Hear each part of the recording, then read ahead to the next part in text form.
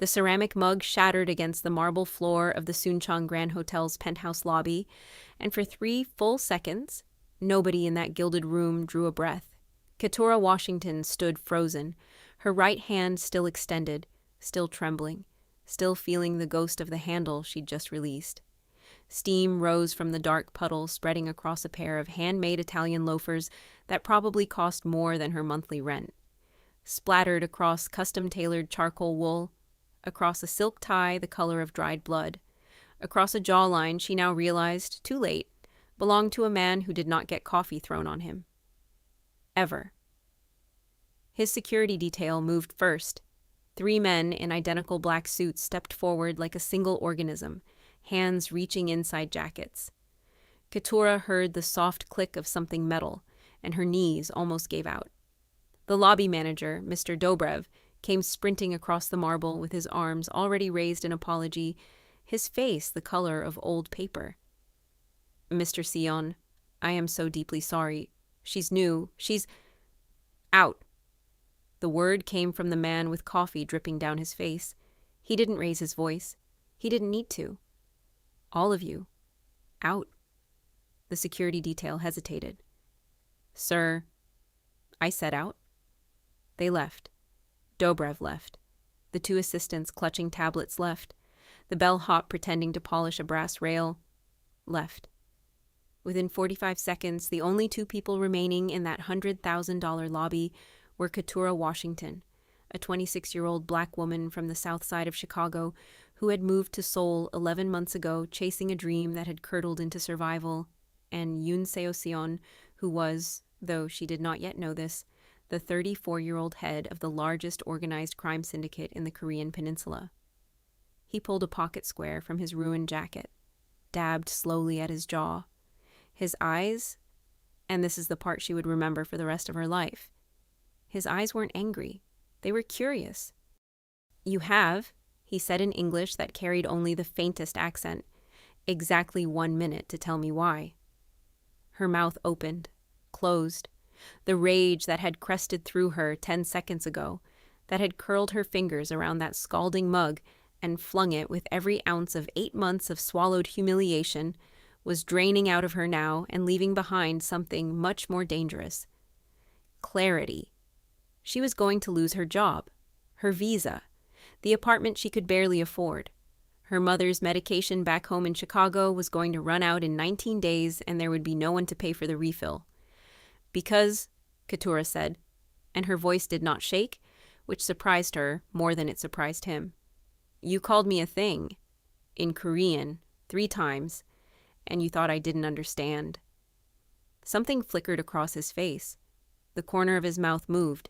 It was not quite a smile. He reached into his inner jacket pocket. Her heart stopped.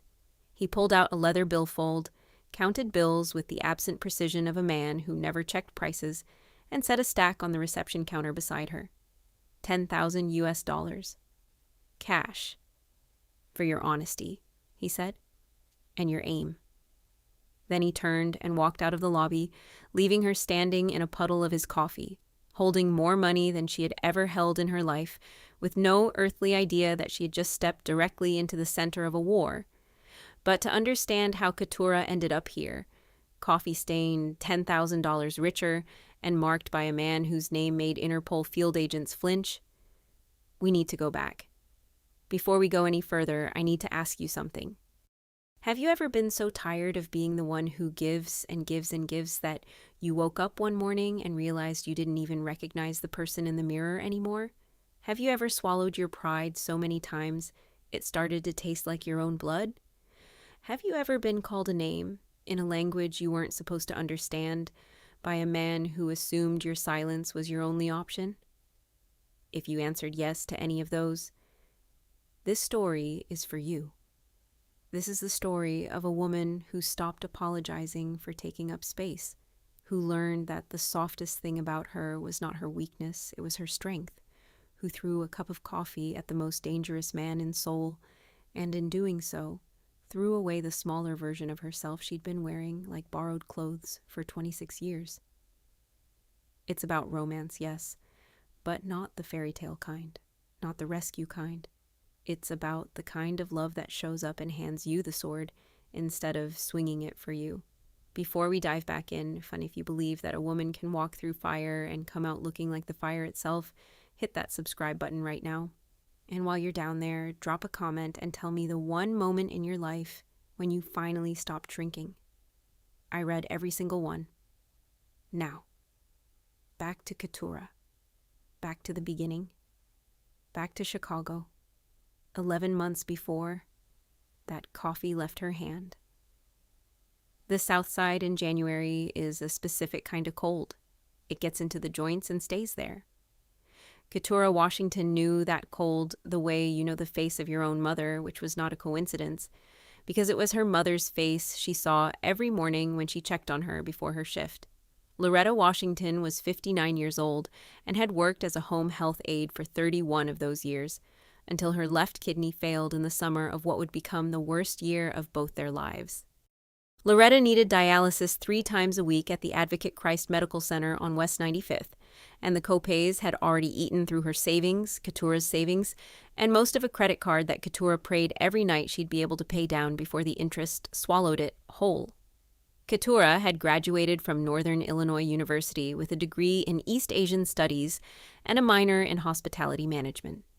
She'd spent her senior year dreaming about Seoul, about the crackling neon reflections on wet pavement in Myeongdong, about working her way up through a 5-star hotel, the way her grandmother had worked her way up from kitchen staff to catering manager at the Palmer House. She had been studying Korean, seriously, since she was 15 years old, a fact that surprised people, always, because it did not fit the assumptions they'd already made about her. Then Loretta's kidney failed. For 2 years after graduation, Keturah worked doubles at a Marriott in the Loop. She took the Red Line down to 95th at 5 a.m., sat with her mother during morning dialysis, rode the train back north, and was behind the front desk by 2 p.m., smiling at Midwestern Conference attendees who asked her sometimes if she was the one who cleaned the rooms. She did not lose her temper. She did not cry at work. She sent her mother's Medicare supplemental payments in before she bought her own groceries. She canceled the Seoul dream, folded it up small, and put it in the drawer with her college diploma and her grandmother's rosary. Her brother Darius called once a month from Atlanta, where he worked in consulting, which, as far as Keturah could tell, meant flying to Miami a lot and posting pictures of himself in rooftop bars. He never came home. He sent their mother a card on her birthday. He had, exactly once, contributed $300 toward her medical bills, and he had mentioned this contribution so many times that Keturah had started counting. She was up to 14 mentions. The lie she had believed for most of her life was this: if you carry it long enough, someone will eventually help you carry it. Her mother had taught her that, not in words, but in the way Loretta had carried their family through every crisis, always with the quiet assumption that doing the right thing was its own reward and that the universe kept books. Keturah had believed that. She had built her entire adult life on the scaffolding of that belief. Then, 11 months before the coffee incident, her mother had sat her down at the kitchen table in the apartment on South Wabash, and she had said something that broke Keturah open like a dropped plate. "Baby," Loretta had said. She was hooked to her portable oxygen, the tubing curled around her ears like a gray vine. "I need you to go to Seoul." "Mama, listen to me. Listen. I didn't raise you to sit here and watch me die. You're not dying. I'm not living either, and neither are you. Baby, you haven't been on a date in 3 years. You haven't read a book for fun since I don't know when. You walk around here like somebody stole something from you, and I can't stand it because the thing they stole is you." Keturah had cried. Her mother had not. "There's a woman at the hospital, Miss Janelle. Her niece works at a hotel in Seoul, the Suncheon Grand. She said they need somebody who speaks English and Korean for the international guests. Miss Janelle's niece can put in a word. It's a real job, baby. Real money. Mama, I can't leave you." "You can, and you will, because your cousin Tamika is going to move in here with me, and the state's going to cover most of the dialysis now that I got on disability.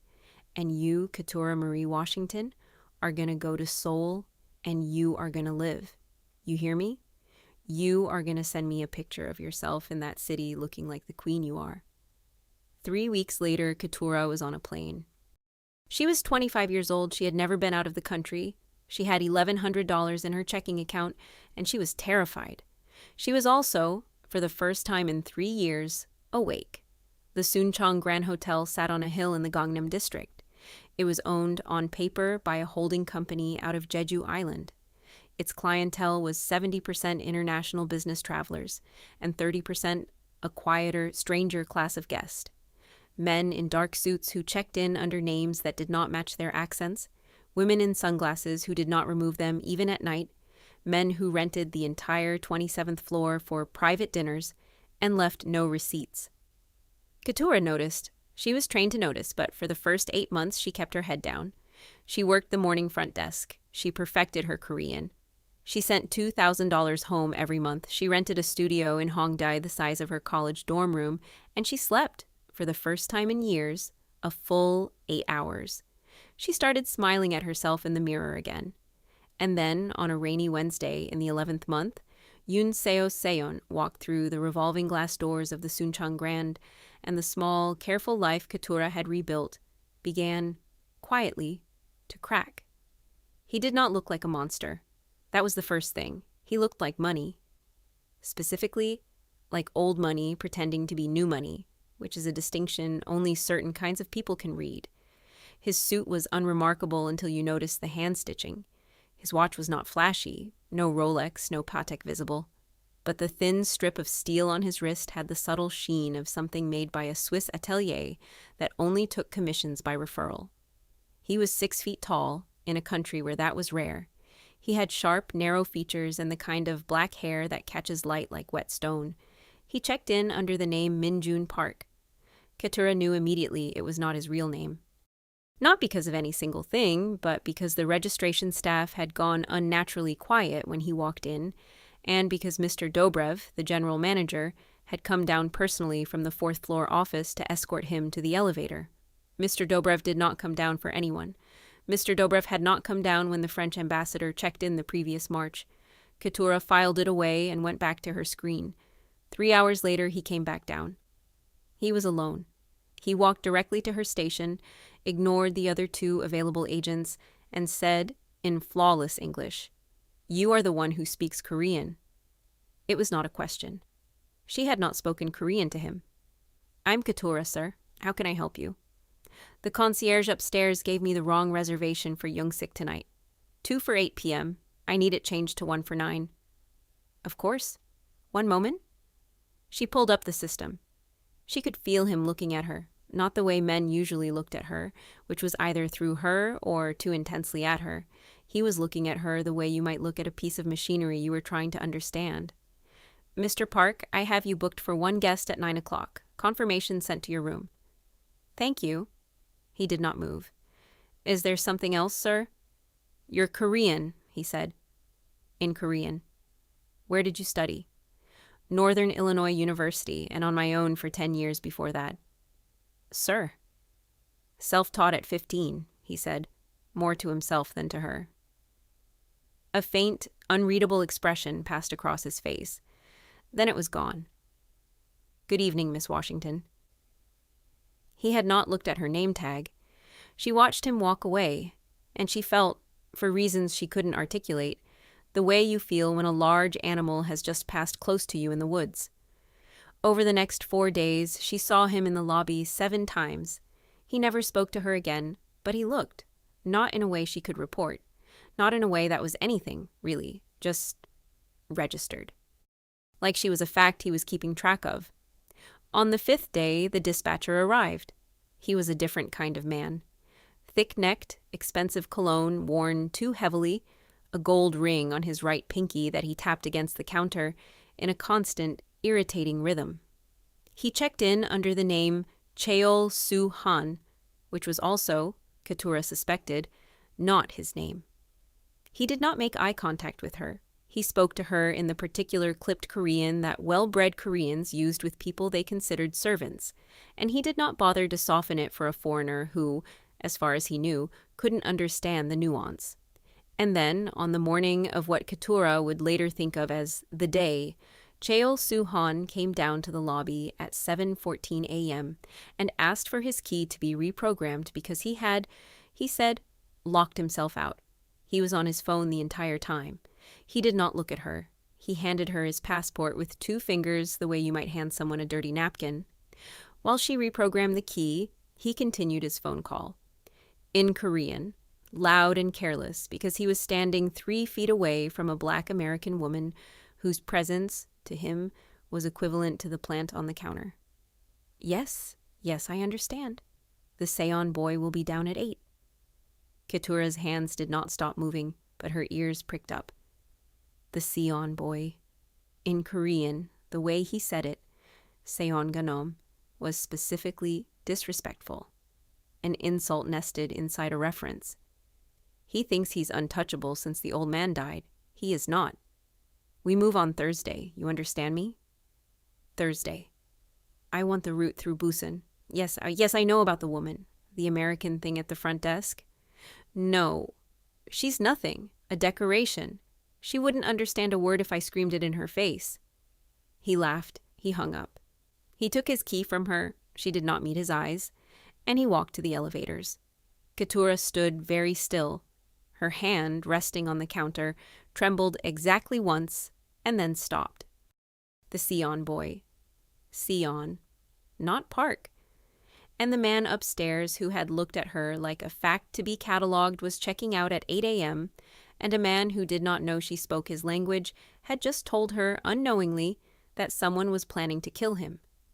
By 7:58 a.m., when the elevator doors opened, and Yoon Seo-seon, in a charcoal suit and a dark red tie, stepped out, Keturah Washington had already made her first dangerous decision. She was going to warn him. She never got the chance, not the way she'd planned. He came off the elevator with 2 men flanking him. He did not look at her station. He walked toward the revolving doors, and he was 12 feet away from her, maybe 15, when the second thing happened. Cheol Soo-han came down a different elevator.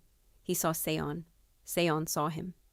Han smiled the wide, false, toothy smile of a man who has rehearsed this moment, and he crossed the lobby in 6 long strides with his hand outstretched. Seon Yong, he called out. Older brother, a term of warm, false respect. I heard you were staying here. Let me buy your coffee. We should talk about Thursday. Seon stopped. His 2 men stopped. The entire air pressure in the lobby shifted, the way it shifts before a storm. Han-si, Seon said, neutral, flat. I was not aware you were in Seoul. A small matter, some business. Come, let me order you something. You still drink Americanos, yes? Your father used to. I remember. It was, Keturah realized, a threat dressed as a pleasantry. Your father used to. Your dead father. I remember your dead father. I remember your dead father so well, I can tell you what he drank. Seon's jaw tightened. And then, with the slightly weary grace of a man who has decided to play along so he can see the full shape of the trap, he let Cheol Soo-han guide him to the lobby coffee counter, where Keturah, who also staffed the morning coffee service when they were short, which they were that week, stood behind the espresso machine. She didn't want to. God, she didn't want to. But she stepped up to the counter because that was her job, because running now would draw more attention than staying, and because somewhere in the back of her mind, a plan was forming. 2 Americanos, Han said, in Korean, without looking at her. And for the love of all things holy, girl, try not to spill them.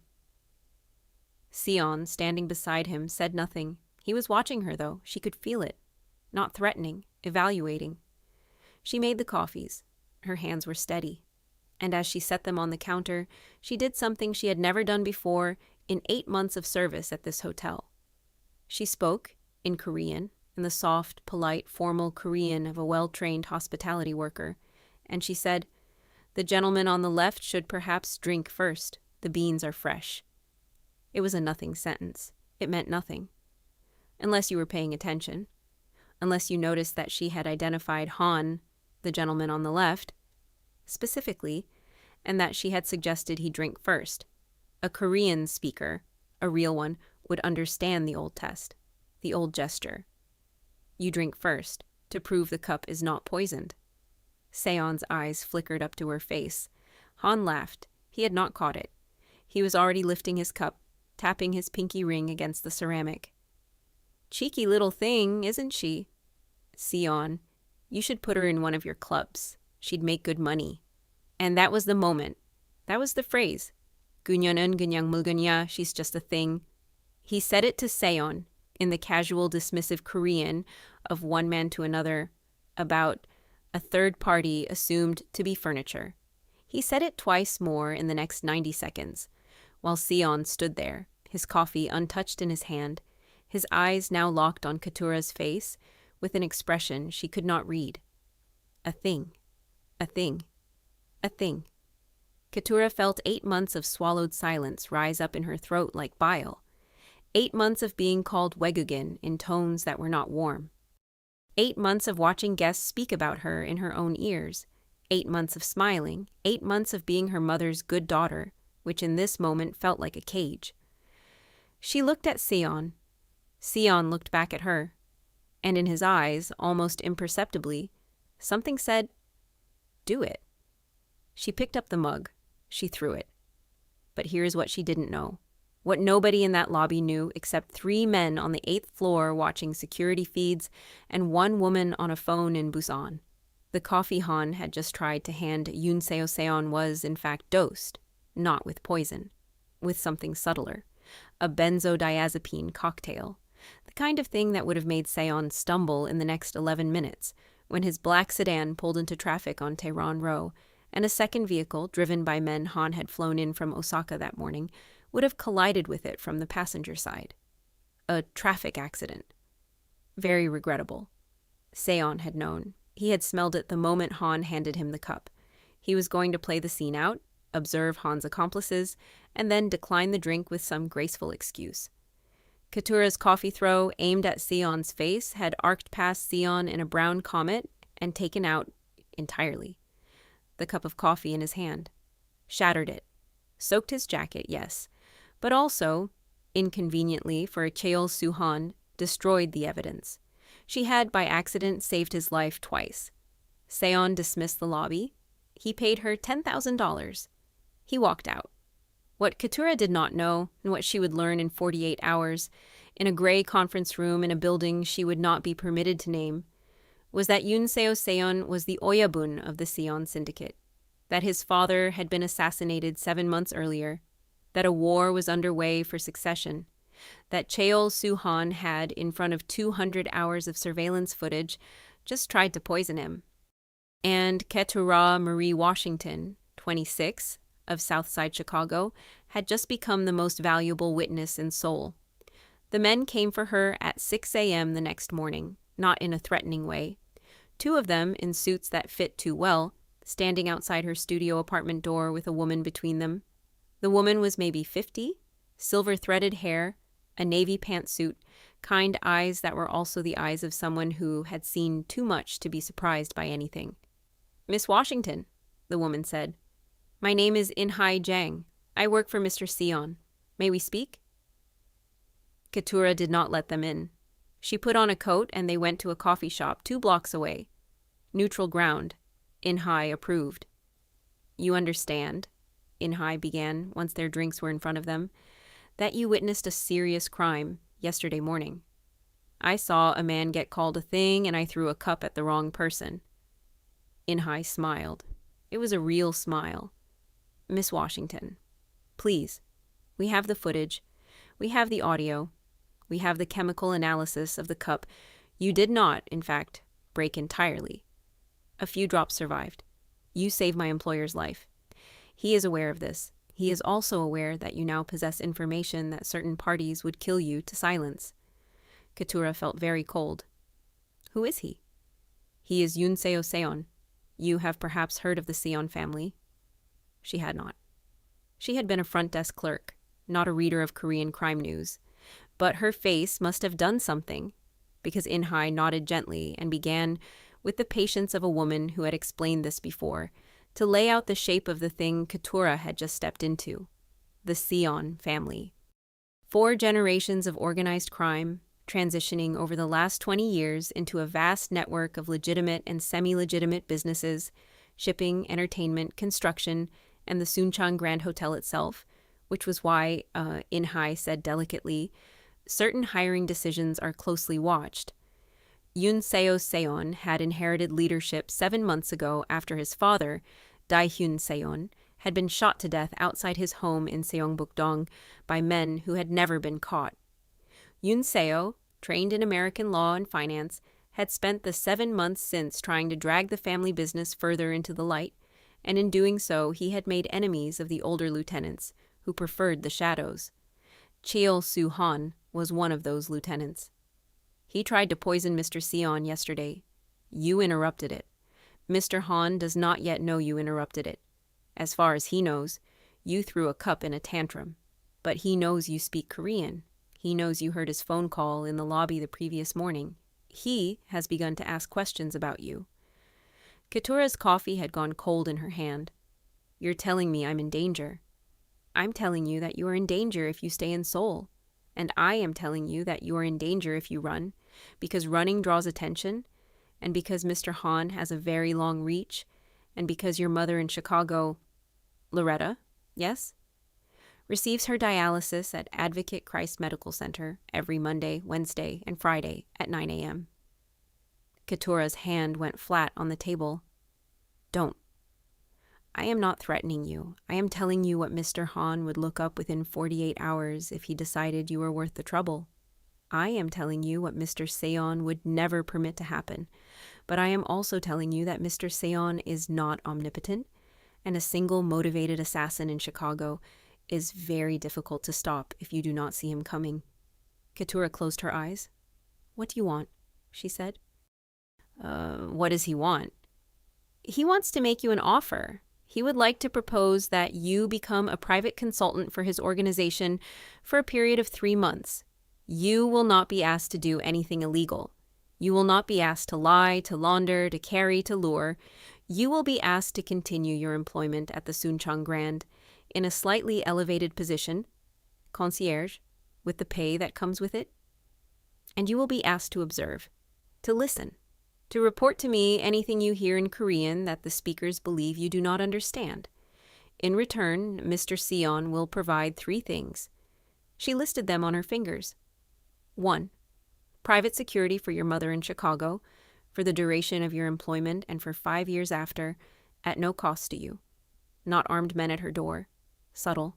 A driver. A nurse companion we vet. People who will happen to be present if anyone should happen to show an interest. 2.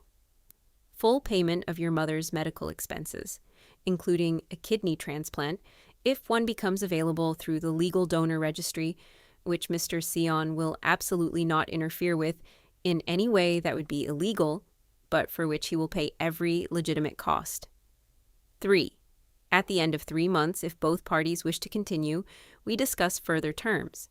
If either party wishes to end the arrangement, you walk away with $100,000 and a clean exit, new visa, new job reference, whatever you wish. Keturah stared at her. And if I say no, then you say no, and we thank you for your discretion, and we ask only that you leave Seoul within 72 hours for your own safety. Mr. Seon will arrange the flight and a modest severance. You will never see any of us again. And my mother? Will still be quietly protected for 5 years. That is not contingent. Mr. Seon owes you his life. He does not leave debts. Keturah stared into her cold coffee. She thought about her mother in the South Side apartment. She thought about the $10,000 sitting in an envelope under her mattress. She thought about Yoon Seo-seon's eyes yesterday, the thing in them that had said, "Do it," and the way he had not flinched when she had thrown the mug. She thought about the lie she had believed her whole life. If you carry it long enough, someone will help you carry it. And she thought about the woman her mother had raised her to be, and the woman she was becoming, and how the distance between them had started to feel, lately, like 2 different bodies in 2 different countries. I'll meet him, she said. I want to look at him when he offers me this. I'm not signing anything on your word. In-hai nodded, pleased. He expected you would say that. One more thing. Yes? If I do this, if I say yes, I am not his employee. I am not his asset. I am his partner in this specific thing, and when I want out, I am out. That is my rule, not his. Is that clear? In-hai looked at her for a long moment, and in her eyes, Keturah saw something she had not seen in Korea in 11 months. Respect. I will tell him, In-hai said. He will agree. Then let's go. Yoon Seo-seon lived in a house that did not look like a house. It was set into the side of a hill in Pyeongchang-dong, north of the river, behind a wall of black stone that was not decorative. The car Keturah rode in was armored. She could feel it in the weight of the doors, and it passed through 2 separate gates before it stopped at the house. He met her in a room that was more garden than room. One wall was glass. On the other side of the glass was a small courtyard with a single pine tree, pruned for 60 years by someone who had understood what a pine tree should look like. Seon was wearing a black turtleneck and gray wool trousers. No jacket, no tie. His right hand was bandaged, she noticed. A burn, probably from yesterday's coffee that had caught the back of his hand where the mug had glanced off. He bowed. A slight one. She did not bow back, and he did not seem to expect it. He gestured to a low table. Korean green tea had been set out. She sat. Miss Washington, he said. Thank you for coming. Keturah. Keturah. He said it carefully, getting the vowels right. I will not waste your time. In-hai has explained my proposal. I want to say 3 things before you answer. Go ahead. First, I am sorry. Not for the name Han called you. That was his word, not mine, and I would have corrected it within the hour. I am sorry that my presence in that lobby put you in a position where you had to decide, in 1 second, whether to throw a cup at a stranger. You should not have had to make that decision. The fact that you made the right one does not excuse the fact that you were made to make it at all. Keturah blinked. It was, she realized, an actual apology. Specific, unhedged. She had not expected that. Second, I know what I am. I am not going to pretend to you that I am a businessman in the way my lawyers describe me to journalists. My family's money is old. Its origins are not clean. I have spent the last 7 months, since my father was murdered, trying to bring this organization into a form that my mother can be proud of, and that my future children, if I have them, will not be ashamed of. I am not there yet. What I am offering you is real. What I am offering you is also the protection of a man whose hands are not, if we are being precise, fully clean. Third, I am not buying you. I do not want to buy you. I watched you yesterday, Keturah, and I saw something I have not seen in a long time, which is a person who did not calculate. You were angry and you were right and you acted. I would like to have such a person in my orbit for 3 months, not as staff, as a consultant. Your rule, that you are my partner in this specific thing and that you leave when you wish, is accepted. It is written into the contract In-hai will give you. Read it. Have it reviewed. I will pay for an independent Korean-speaking attorney of your choosing. Keturah picked up the tea. Her hands were steady. His were too, she noticed. 2 steady-handed people in a quiet room. Tell me what you actually want me to do. I want you to help me find out which of my father's old lieutenants ordered his death. A beat of silence. Outside, a single magpie landed on the pine tree and cocked its head. I have 6 suspects, Seon continued. 4 of them stay at the Suncheon Grand when they come to Seoul. One of them, Cheol Soo-han, you have already met. They do not know that you understand them. They treat the hotel as neutral ground, and they speak carelessly there. In corridors, in the spa, in the lounge. I have tried to have my own people placed in these positions. They are spotted within days. But a Black American woman who has been on that desk for 11 months, who they already believe is furniture, she will see things my people cannot. You want me to spy. I want you to listen. I want you to tell In-hai what you hear. I will never ask you to go anywhere you should not be, to enter any room that is not your workplace or to do anything that violates Korean or American law. If I do, our arrangement ends and you walk with the 100,000, no questions. Keturah put down the tea. I have a condition. Yes. I want my mother's transplant paid for up front, in escrow, before I sign. If something happens to me, that money still goes to the surgery. I want that in writing, and I want it with an American law firm of my choosing. He nodded once. Agreed. And I want something else. He waited. Korean self-defense lessons. Not from your people, from someone I pick. 3 times a week. I'm not walking around with a target on my back and my bare hands in my pockets. A smile, the first real one she had seen from him, moved across his face. Agreed, he said. Enthusiastically. She signed the contract the following Tuesday, after an attorney named Grace Park from Chicago, who charged him $800 an hour and did not flinch at any of it, reviewed every line. The money went into escrow the same day. The first security team attached itself invisibly to her mother the following morning. Her mother would never know they were there until Keturah told her, years later. Keturah went back to the Soonchang Grand in a new uniform, concierge black, better cut, and for the first time since she had arrived in Seoul, she walked into that lobby with her shoulders back and her chin up. And when Cheol Soo-han came down the elevator that afternoon and did not see her because she was, to him, still furniture, she did not lower her eyes. She raised them, she looked directly at him, and she smiled. Before we go further, if this story is hitting you where you live, if you've ever been underestimated by someone who thought your silence was your consent, do me a favor and hit that like button right now. Share this with one woman who needs to hear it today. And drop in the comments, what would you have done in Keturah's shoes when she picked up that cup? I'm genuinely curious. Let's keep going. For 6 weeks, Keturah listened. She heard Cheol Soo-han discuss, with a man from Pyongyang he thought was a business partner and who was, in fact, a South Korean intelligence officer on loan to Seoul, the specific route a certain shipment would take through Incheon on a certain Thursday. She heard a lieutenant named Baekhyun Ryu, the smallest, quietest of the 6, a man so polite she had initially discounted him, mention in a murmur to his mistress in the hotel spa that the old man had it coming, and the son will too when the weather is right. She heard a woman named Seo Yeon-oh, who ran the family's entertainment division and was widely assumed by outsiders to be loyal, laugh with a visitor from Macau about how easy it had been to get the old bear alone that night. 3 names, 3 traitors. Han, Ryu, Oh. Seon had suspected Han. He had not suspected the other 2. She reported to In-hai in a coffee shop in Itaewon every Sunday morning at 10 a.m. She did not meet Seon. That was her choice. Distance, professionalism.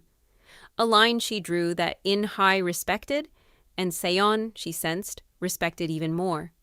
The second month, they came for her. Not Han himself. A man Han had hired.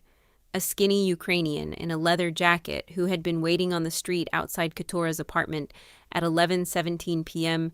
on a Tuesday when she came home from her late shift, and who had stepped out from a doorway with a knife already in his hand, and who had made, in the end, exactly 2 mistakes. The first was underestimating the 26-year-old black woman he had been told was a soft target. The second was not noticing the 2 men in the parked sedan across the street who had been following Keturah, discreetly, for 5 weeks. The Ukrainian did not survive the encounter. Keturah did. She had a cut on her forearm that required 11 stitches. She did not cry at the hospital. She did not cry in the car back. She cried exactly once, alone in her bathroom at 4 a.m. while holding her phone and not, quite, calling her mother. The next morning she went to work. New long-sleeved blouse, arm bandaged, chin up. It had begun. The raid happened on a Thursday at 6:04 a.m., simultaneously in 3 locations. It was not Seon's raid.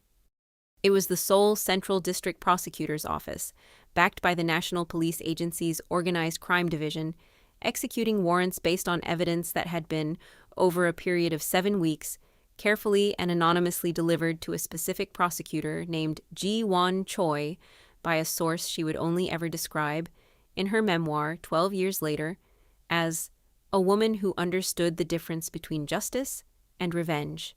Cheol Soo-han was arrested at the Soonchang Grand Hotel in Suite 2706 at 6:11 a.m., wearing pajamas and swearing in 3 languages. He was charged with conspiracy to commit murder in the matter of the attempted poisoning of Yoon Seo-seon, conspiracy to commit murder in the first degree in the matter of the killing of Dae-hyun Seon, racketeering, money laundering, and the one that would in the end hurt his reputation the most, tax evasion. Baekhyun Ryu was arrested at Incheon International Airport as he attempted to board a flight to Manila under a false passport. Seo Yeon-oh was arrested in her bed in Cheongdam-dong. She, alone of the 3, said nothing. She simply put on her silk robe, held out her wrists, and went. Keturah watched the news at 6:30 a.m. in her apartment on her small television, drinking coffee. She did not smile. She did not cry. She watched, and she thought about her father, who had died of a heart attack when she was 9, and she wondered whether he would have been proud of her or afraid of her, and she decided, after some thought, that he would have been both, and that was correct. The trial began 4 months later. It was the largest organized crime trial in South Korea in a decade. Keturah was not called as a witness. Her identity was protected, her contributions laundered through other evidence chains. Her name never appeared in a single filing. This, too, had been a clause in her contract. But she went. She went on the 11th day, in a plain gray suit and low heels, and a wig that was not really a wig so much as a different hairstyle, and she sat in the 3rd row of the public gallery. She wanted to see Han's face. He did not see her. He was looking at his lawyer, who was explaining uselessly why the recording of a phone call made from a certain hotel lobby at 7:14 a.m. on a certain Tuesday in March, a recording that had been captured legally by the hotel security system, which his organization had never thought to disable, was not admissible. The judge disagreed. Han was convicted on all counts. 28 years, no parole for at least 18. Ryu got 22. Oh got 25. As the verdicts were read, Keturah sat very still in the 3rd row, and for the first time since she was 15 years old, she felt something loosen in her chest that she had not known was tight. Her mother had taught her, when she was a girl, that vengeance belonged to God. Her mother had been, as she was about most things, right. But justice could belong to anyone. Justice, Keturah thought, could belong to a black girl from Chicago with 8 months of swallowed insults in her throat and a trained ear and a hand that did not tremble when it mattered. She left the courthouse through a back door that had been arranged for her, got into a plain gray sedan driven by a driver who did not speak to her, and was taken not home but to a small restaurant in Mapogu, a place so quiet and ordinary that she almost missed the door. Yoon Seo-seon was waiting inside, alone, no security, just him, and a table for 2, and a small bottle of something clear and expensive. "I know we agreed we would not do this," he said, as she sat down. "I know the rule." "Then why am I here?" "Because I wanted to say thank you. And I did not want to say it through in-high. And I wanted to do it today because today matters, and after today I will go back to keeping my distance for the remaining weeks of our arrangement." She looked at him. He looked tired. The 7 months of weight he had been carrying. His father, the war, the succession, the fear of the knife that had almost reached him. She could see now how heavy it had been. She wondered how heavy it had looked on her, too, in the last 3 months. "You're welcome," she said. "Now pour me a drink." He poured. They ate. They did not talk about the trial, or the dead men, or the living ones. He asked her about Chicago. She asked him about his mother, who lived, it turned out, in a convent in Kyoto, and had not spoken to her son in 3 years because she blamed him, not unfairly, for surviving a life she had tried to get him out of. At the end of the meal, he walked her to the car. He did not touch her. He said, "Keturah." "Yeah." "I need you to know something. What you did today, in these 3 months." You did not do for me. You did it because you decided to. I understand the difference. I want you to know that I understand it. She looked at him. In the streetlight, his face was younger than she had thought it was. Or older. She couldn't tell. Good night, Yunseo. She went home. She slept. She did not dream. Her brother Darius arrived in Seoul 11 days later. She had not invited him.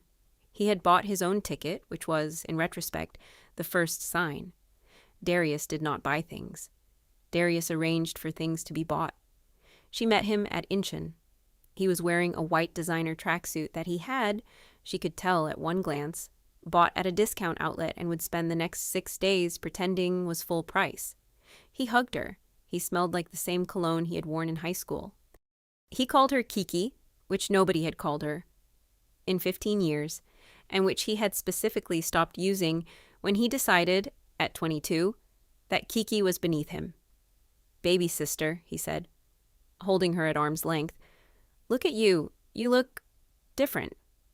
I am different. Mama says you got a new job. Big money. Concierge. Something like that. Uh-huh. He smiled his smile. Let's get dinner, baby sister. Catch up? It's been a minute. She took him to a kalbi place in Gangnam, not one of the places she went to with Sion's people. A regular place, loud and bright, where the tables were close and the meat was good, and where it was harder for a man to orchestrate a scene. He ordered beer, he ate, he talked. He talked about Atlanta and his business, which he said, taking to the next level. And his girlfriend, whose name he mispronounced in a way that told Keturah he had met her recently. And eventually, after the third beer, he arrived at the subject he had flown 7,000 miles to discuss. Kiki, I'm going to be real with you. Please do. I'm in a spot, business-wise. There's this opportunity, big opportunity, gonna change things for us, for the whole family. And I need a bridge. Just a bridge. 60,000. I can have it back to you in 90 days with interest. I'm talking Mama's medical, paid off. The Wabash building, we could buy it. I'm talking generational. She looked at him. She had known this was coming the moment she saw the tracksuit. She had known it, on some deeper level, her entire adult life. No, she said. He blinked. He had not, she realized, expected that. He had expected hesitation. He had expected negotiation. He had prepared arguments for 30,000 and for 40,000 and for installments. He had not prepared for no. Kiki, come on, I know you got it. I do have it. And the answer is still no. What? You too good for family now? You living in Korea, making Korean money, you forgot where you came from? Darius, listen to me, because I'm going to say this once, and then I'm going to eat my dinner, and then I'm going to go back to my apartment, and you are going to get on a plane, okay? He stared at her. Okay, he said, warily. I love you. You are my brother. You will always be my brother. I will always have a bed for you if you need one, and a bowl of rice, and a seat at my table. But I am not your bank. I was never supposed to be your bank. Mama was never supposed to be your bank. And the fact that we let you treat us like one for 15 years is on us, not you. I'm fixing it now. Not just for me, for her. You talking down to me. I am talking to you. There is a difference. You have been confusing the two since you were 16. This is that Korean man, isn't it? He got in your head. She laughed. She did not mean to, but she did. It was a short, surprised laugh. No, Darius, no man got in my head. A woman did. A 60-year-old woman on dialysis who told me to come to Seoul and live. I finally listened to her. That's all that happened. He stared at her. His mouth worked. For a moment, and this was the part that would hurt her later, she saw the boy he had been at 12, before their father died, before he had decided that charm was a career. He was still in there. She loved him. She was not going to save him.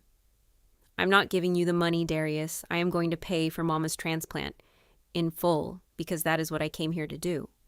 I am going to set up a trust for her care for the rest of her life. You will have no access to it. If you want to visit her, you will visit her and you will be welcome. If you want a relationship with me, you will call me once a month like an adult and you will ask about my life and you will not ask for anything. Those are the terms. Take them or don't. He pushed back from the table. He threw down one like it was confetti, which it was not, because even his pocket money was her pocket money. Really, had always been. You changed, Kiki. Yeah, she said. I did. He left. She finished her meal. She paid the bill in full, including his half, because she could, and because it pleased her to. She walked home along the river in the cool night air, and her phone buzzed in her pocket, and it was her mother, and she answered. And when her mother said, "Baby, are you all right?" Keturah said, for the first time in her adult life, and meaning it, "Mama, I'm better than all right. I am home, inside myself. Finally." Her mother cried. Keturah did not. She had already cried the tears that mattered. These ones belonged to Loretta. The 3-month contract ended on a Friday. In-hai met her at the Itaewon coffee shop one last time. She brought documents. The money, not the 100,000, which Keturah had already declined, choosing instead to reduce it to 50 and roll the other half into a scholarship fund for daughters of home health aides in Cook County, that she would over the next decade quietly expand into a small but real institution, was wired. The escrow for her mother's transplant had been released to the surgical team at Northwestern a week earlier.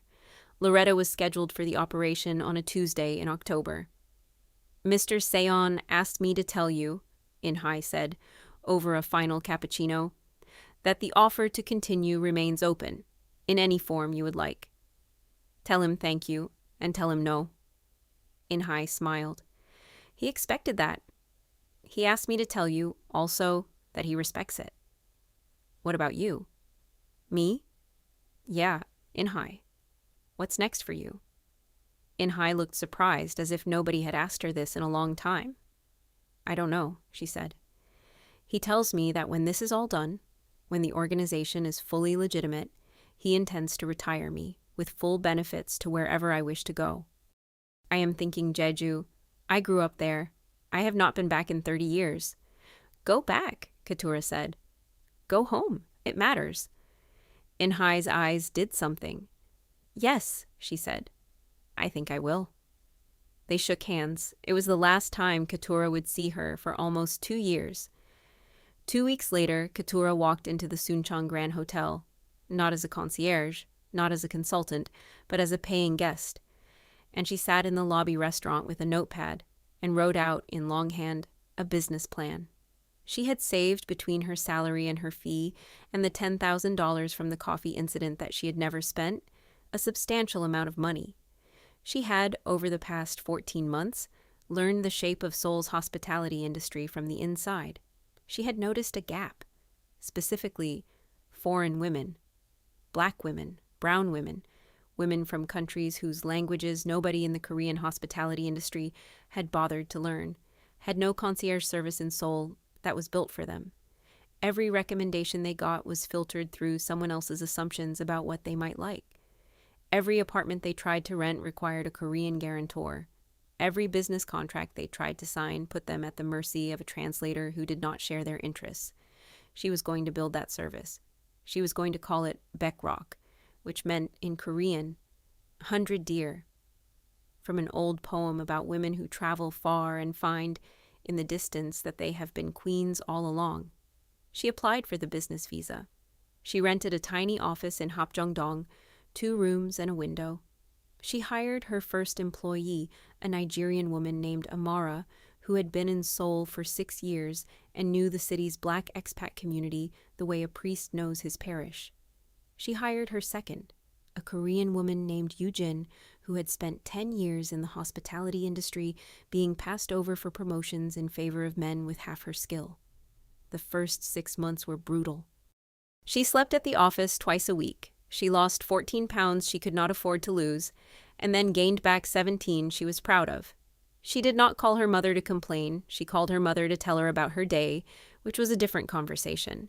and she found that her mother, now post-transplant and recovering well in the Wabash apartment with a new nurse who had been paid for out of the trust, had a great deal of advice, most of which was good. By the end of the first year, Beckrock had 11 clients. By the end of the second, 53. By the end of the third, 140, and a contract with a major American university to handle all accommodations for their visiting scholars, and a waiting list, and a second office in Busan, run by a woman from Ghana who had walked into the Hapjeong office one afternoon with a resume and refused to leave until she was hired. Keturah was 29 years old. She owned her own company. She paid her mother's rent, her mother's medicine, her mother's nurse, and one day a week she hired a car service to take Loretta wherever she wanted to go in the city of Chicago, because Loretta had spent 31 years riding the bus to other people's houses to take care of other people's mothers, and Keturah had decided that this, at least, she could fix. She had not seen Yoon Seo-seon in 21 months. He came into the Hapjeong office on a Tuesday afternoon in late September. He did not have an appointment. He did not arrive with a security detail. He was wearing jeans, which she had never seen him in, and a gray sweater, and his hair was a little longer than it had been, threaded with 2 or 3 early strands of gray at the temples that had not been there 2 years ago. Amara was at the front desk. Amara looked at him, looked at Keturah through the open door, and made a face that was, in Amara's particular vocabulary, the face that meant, "There is a man here, and I need you to tell me what to do with him." "It's all right," Keturah said. "Send him in, and close the door, please." He walked in. He did not sit until she gestured to the chair. He looked around the office, the plants, the framed poster of the Chicago skyline behind her desk, the small photograph of Loretta on her desk, the shelf of books in 3 languages, and something in his face softened. "You built this," he said. "I built this." "It's good. It is very, very good." "Thank you." He did not pretend to be there for a business reason. That was one of the things she had always respected about him. He did not waste time on pretenses. "My organization is clean," he said. "As of June, the last of the old divisions has been divested or shut down. I have a legitimate shipping company, a hotel group, and an entertainment licensing business. I am on the board of 3 charities. I testified before the National Assembly last month on anti-corruption reform. My mother called me from Kyoto for the first time in 5 years. I saw the news. I came here to tell you 2 things. May I?" "Go ahead." "The first, thank you. I am not going to list all the ways. We both know them. I have owed you a debt for 2 years that I could not repay because you would not let me near it. Today I am paying the installment I can pay, which is that I am telling you in your office, in the building you built, that what you did was the beginning of what I am now. You did not save my life because I saved my own, but you gave me the moment to choose to. I have not forgotten. I will not." Keturah nodded. Her throat was tight. She did not let it show. "And the second thing." He hesitated. It was the first time she had seen him hesitate. Ever. "The second is harder. Keturah, I would like, if you are willing, to begin a friendship with you. A real one. No contract, no arrangement, no protection detail you do not know about. I respected your rule for 3 months, and then for nearly 2 years after. I have not contacted you. I have not sent flowers. I have not, as In Hai could tell you, let myself pretend that we were anything other than 2 people who shared a particular season of our lives. But that season is over, and my life is now my own, and if you ever decide that you would like to get coffee with a man who is no longer anyone's boss but his own, I would like you to know that the invitation is open, and if you decide the answer is no, I will not ask again, and I will not hold it against you, and we will both have had a good story to tell ourselves when we are old." She looked at him for a long time. The clock on the wall ticked. Outside, Amara was very deliberately not walking past the door. "Yoon Seo." "Yes." "You want to know something I learned in the last 2 years?" "Yes." "I learned that the reason I threw that cup was not because you let me. It was because I let me. And the reason I built this office is not because you paid for my mother's surgery. It's because my mother raised a daughter who was going to build this office one way or another, and you happened to make it faster.